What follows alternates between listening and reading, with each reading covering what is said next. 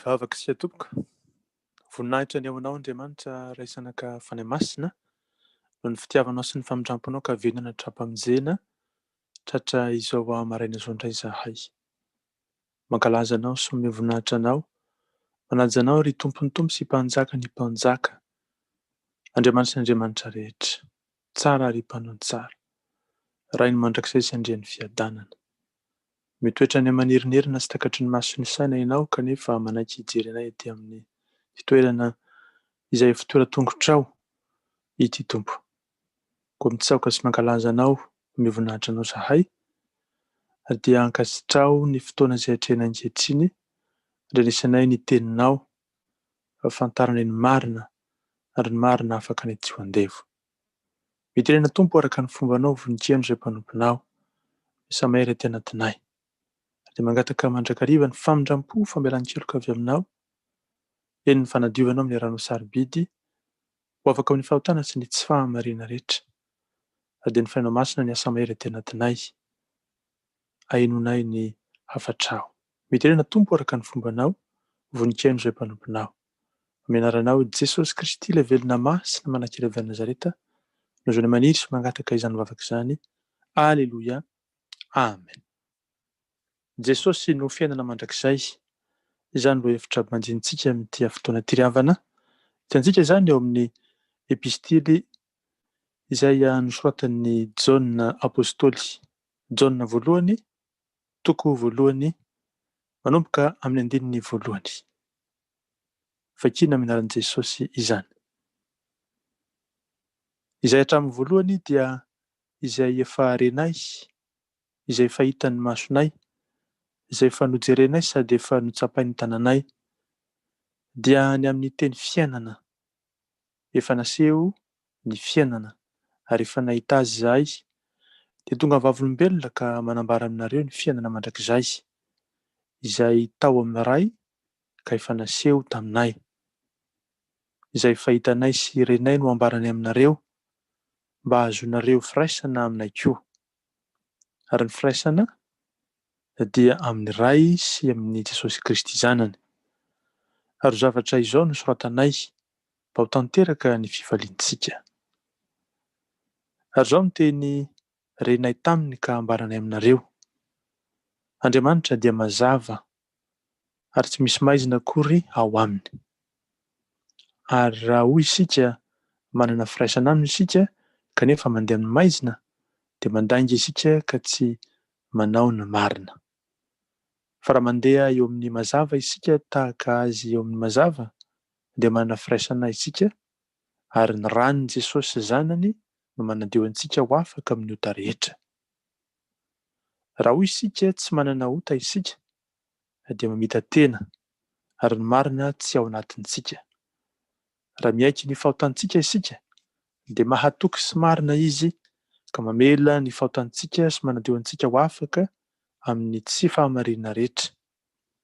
Raha hoy isika tsy nanota isika, dia mampandainga azy, ary ny teniny tsy ato anatintsika. Anaka, izany zavatra izany no soratako aminareo mba tsy hanotanareo. Ary raha misy manota dia manana solo-vava ao amin'ny ray isika, dia Jesosy Kristy, ilay marina. Ary izy no avitra noho ny fahotantsika. Ary tsy noho ny antsika ihany, fa noho izao tontolo izao koa. Ary izao no ahafantarantsika fa mahalala isika dia ny fitandremana ny didiny, izay manao hoe fantatro izy nefa tsy mitandrina ny didiny, dia mpandainga ary marina tsy ao anatiny. Fa na iza mitandrina ny teniny, dia tanteraka ho amin'ny marina tokoa ny fitiavana an'Andriamanitra. Izany no ahafantarantsika fa ao aminy isika. Izay milaza fa mitoetra ao aminy izy, dia tsy maintsy mandeha toy izay nandehanany koa. Ary malala, tsy didy vaovao no soratako aminareo, fa didy ela izay nananareo hatramin'ny voalohany.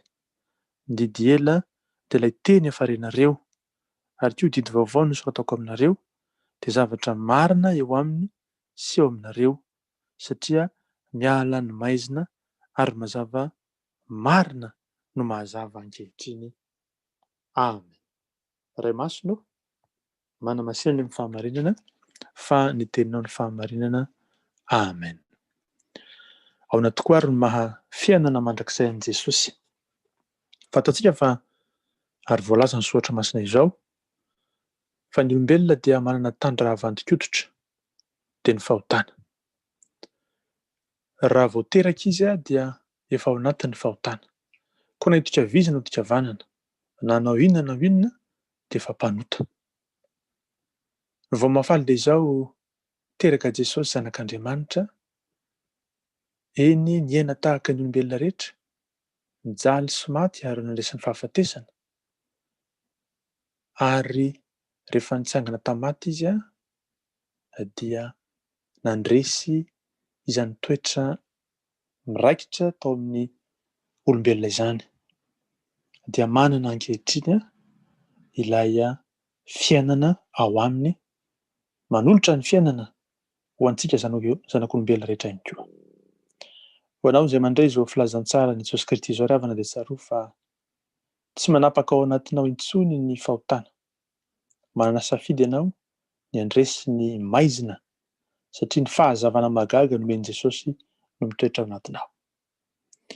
Ny firaisanao amin'ny Jesosy ny nanekenao azy ho tompo sy honjy ny fiainanao, nanekenao azy ho mpanapaka ny fiainanao, nanekenao azy mba hanandraisanao ilay fahateram-baovao no lala tokana ahafahanao mitanjozotra ao amin'izany fahazavana izany. Sambatsika manana an'i Jesosy. Sambatsika mitoetra ao aminy satria izao tontolo izao mitady fiainana anefa efa nomen'Andriamanitra ny fiainana tokana dia ny zanan'ilay tokana Jesosy avy any Nazareta. Mandeha amin'ny mazava ve ny fiainantsika? Izany hoe ny fahamasinana. Te hanana fiainana araka ny sitrapon'Andriamanitra ve isika? Satria ny fiainana araka ny sitrapon'Andriamanitra ihany tokoa no ahafahantsika miditra amin'ny fahasambarana. Na mikaroka fahasambarana ny olona, mikaroka ny fiainana, mikaroka izay fomba rehetra hananany fivelarana amin'ny fiainana, hitoerany tsara, tsy hanatahotra, fanana fiadanana, dia ny fahazavana ihany no lala tokana ahafahany mandray ary ihany koa miaina araka izay nanamboaran'Andriamanitra azy.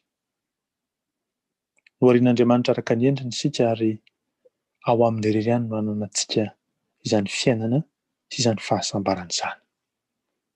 Anio ary ny Tompo mampahatsiahy antsika fa ny fiainana mandrakizay dia Jesosy, ary izany fiainana mandrakizay izany dia raisintsika amin'ny finoana sy ny fiombonana firaisana tanteraka amin'izany Jesosy izany. Mandeha amin'ny mazava hoe? Mandeha amin'ny mazava dia mino. Eny mino tanteraka ny fahamarinan'Andriamanitra. Mino tanteraka fa ny teniny dia mitoetra ao amintsika. Mitoetra mandrakariva ho mahatoky, izany hoe fidèle, tsy miovaova eo amin'ny lalana andehanana fa mitoetra kosa eo amin'ny Jesosy Kristy. Mitoetra kosa ho manana ny firaisana aminy. Ny rahan'i Jesosy tokoa no manadio antsika ho afaka amin'ny ota rehetra, hoy Jaona apôstôly, ilazantsika fa ny asa fanamasinana mitohy ao anatintsika sy ny fanadiovana tsy nitsahatra ny otantsika tsy amin'ny alalan'ny ran'i Jesosy. Ataon'Andriamanitra izany isan'andro. Izany hoe manadio antsika ho afaka amin'ny ota rehetra izy, amin'ny alalan'ny fanamasinany antsika, manamasina antsika izy, tsirairay avy ary tsika rehetra, ary ihany koa manadio antsika isan'andro. Izay ilay Jesosy tia, izay ilay Jesosy manatanteraka ny sosiny tsara ho antsika.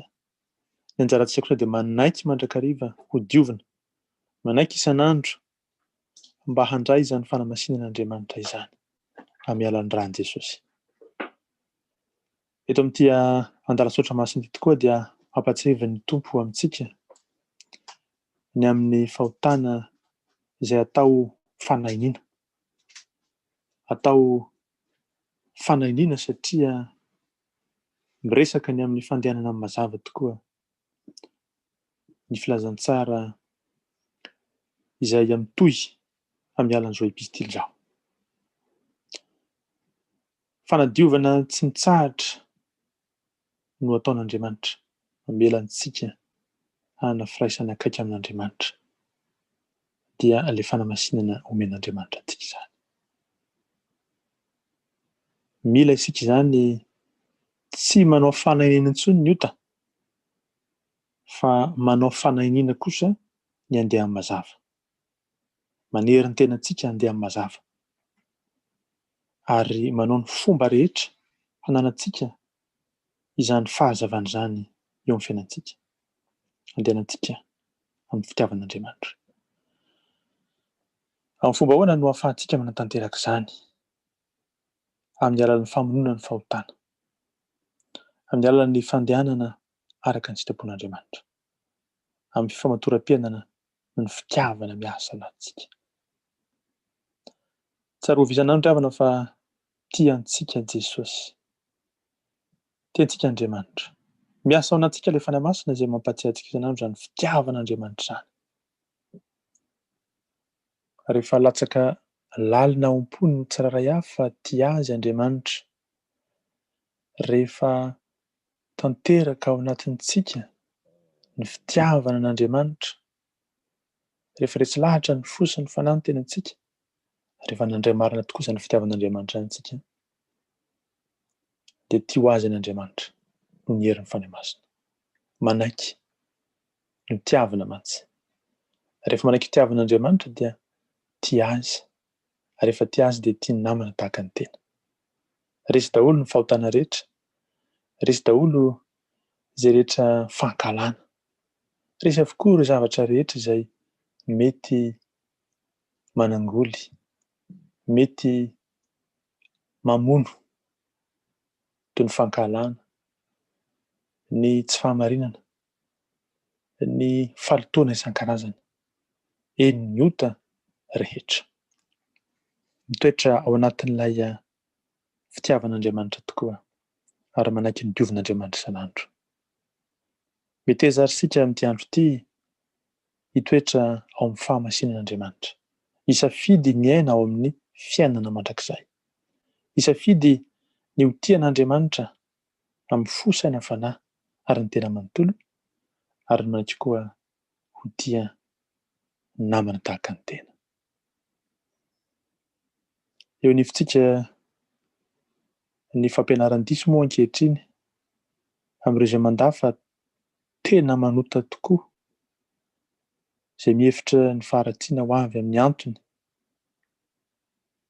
araka ny fomba entin'ny psikôlôjia isan-karazany, ny biôlôjia, ny eo amin'ny fiarahamonina, dia ampianarina amin'ny olona fa afaka ary ohatran'ny voatery mihitsy aza ny olona hiditra amin'izany lalana izany, izay tsy araka an'Andriamanitra ny fahotana izany. Tsy ry havana, omen'Andriamanitra isika ny fahefana handresy ny ota. Omen'Andriamanitra isika fahefana hamono ny ota. Fa olom-baovao izay ao amin'i Jesosy Kristy, efa lasa tokoa ny zavatra rehetra. Indro ataon'Andriamanitra ny vaovao izany. Izao kosa mila miaiky isika ny fahotantsika sady mikatsaka ny famelan-keloka sy ny fanadiovana avy amin'Andriamanitra isanandro. Amin'ny alalan'inona izany? Amin'ny alalan'ny fihavanana aminy. Amin'ny alalan'ny fanesorana ny heloka, ny ota rehetra, ary ny koa ny fandravana ny herin'ny ota mba ahafahana miaina ao anatin'izany fahamasinana izany. Ny olona izay milaza fa tsy nanota dia mpandainga, satria Andriamanitra dia mahalala marimarina tokoa fa mpanota isika. Saingy izao kosa mila miaiky isanandro isika izany toetrantsika izany ka miezaka amin'ny fomba rehetra. Ny herin'ny fanahy masina izay miasa ao anatsika mba hitoetra amin'izany fahazavana izany, mba hanana ilay herin'Andriamanitra hanoerantsika izay ratsy rehetra. Mare izany manontany zary havana. Aza mierikerika na mivadi-po fa Andriamanitra ilay fitiavana no miasa ao anatintsika ary nomentsika fanefitra hery ao anatintsika hanoerana ny ratsy rehetra. Teny rany Jesosy izany. Aoka isika hanana ny fifalian'Andriamanitra ilay mpisolo vava ao anatintsika dia ny fanahy masina izany mba hitoerantsika isan'andro. Hananantsika ny fambelan-keloka avy aminy. Hananantsika ny fanadiovana avy amin'ny Tompo. Ka hananantsika izany avotra izany. Ny Tompo ampahirantsika isan'andro. Ny Tompo Jesosy hitoetra amintsika tsy tapaka ary hanome fifaliana antsika, hanome koa ny fitiavana mandrakizay antsika. Dia Jesosy Kristy izany. Ho azony voninahitra ho antsika ny famindram-pony sy ny fihavanana avy aminy, ny fiadanana avy aminy. Hananantsika hery sy tanjaka hanatanterahana ny sitraky ny fony amin'ny androm-piainantsika rehetra. Mereza ny Tompo amintsika, amin'ny herin'ny faherezany, ho azony voninahitra. Amen. Vavaka isika. Midera sy mankalaza amin'ny voninahitranao Jesosy Tomponay satria miasa tokoa ianao ary manome ny teninao isan'andro sy tapaka. Teninao fiainana. Teninao izay mampatsiahy anay tokoa fa izay dia teraka tamin'ny ota satria nandova ota kanefa kosa efa maty noho ny ota Jesosy ho anay. Sotranao Jesosy no izany famonoana ny fahotana izany ary ampitoero izahay amin'ny fahamasinana ka nohitra ny ota rehetra hananay fiainana ao aminao. Sotranao izay Jesosy satria no niherin'ny fanainao masina dia manana fiainana vaovao ao aminao ary ihany koa manana safidy tsara ny hanompo sy hanome voninahitra anao, ny hankalaza anao ary ihany koa ny aina araka ny sitrakao amin'ny androm-piainana rehetra. Tehirizimo mandrakariva ny finoana velona nomenao Tompo mba hananay izany fahasambarana nampanantenanao izany. Nananay ny fitenena manambiampy eo amin'ny fiainana manontolo. Dia ianao Jesosy ilay manome fiainana mandrakizay ho anay. Sotranao Tompo Jesosy satria izany rehetra izany dia maneho maromarina tokoa fa tian'Andriamanitra zahay, anak'Andriamaso anatrehany, malalany, eny sarobidy tokoa, tsy foiny ary dia nanolorany koa ny soa sy ny tsara. Ka niteranao natolotra ao Jesosy ho faty amin'ny fijaliana sy nitsangana tamin'ny maty ary mbola nomena koa ilay sarobidy indrindra ihany koa dia ilay fanahy masina miasa teny anatinay. Avia fanahy masina ovay ny fonay fanaraka amin'ny teninao, ovay ny fo vatonay mba ho fonofo ary atonga anay hankatoy ny teninao Andriamanitra ao amin'ny Jesosy Kristy. Hanananay fiainana mandrakizay, hanananay ilay fahasambarana, hananay fitenena manambiampy mba ho voninahitra ao. Misaotra Tompo izany rehetra izany. Anoranay ny haja ny voninahitra ao anao ry Tompo sy mpanjaka ny mpanjaka. Fa amin'ny kosa ny fahasoavana Jesosy Kristy, ny fitiavan'Andriamanitra ray, ny hery sy ny fampiraisana avy aminao fanahy masina. Aleloia.